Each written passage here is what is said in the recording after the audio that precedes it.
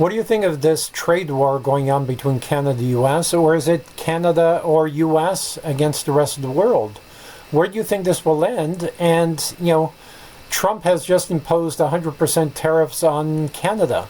What do you think? U.S. President Donald Trump has abruptly changed his mind on a new deal between Canada and China.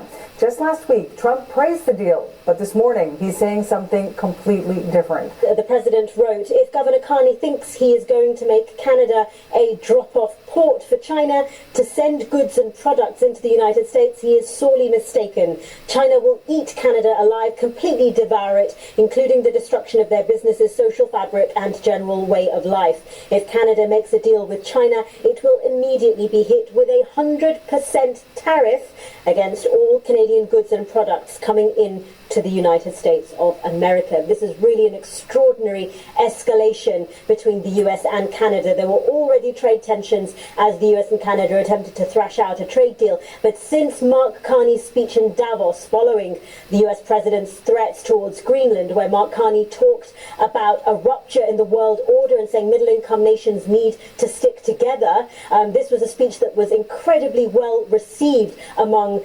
US allies as well as observers, and since then really there's been a downhill trajectory even further.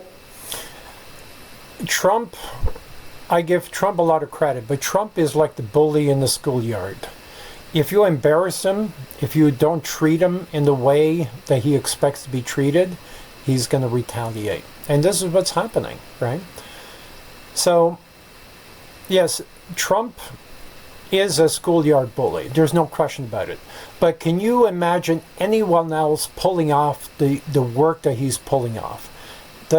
Can you imagine anyone with a vision to bring manufacturing back to the U.S., to fix the immigration problem, to fix, businesses, to truly give small to medium-sized businesses the tools that they need to thrive and drive the economy in U.S. and Canada?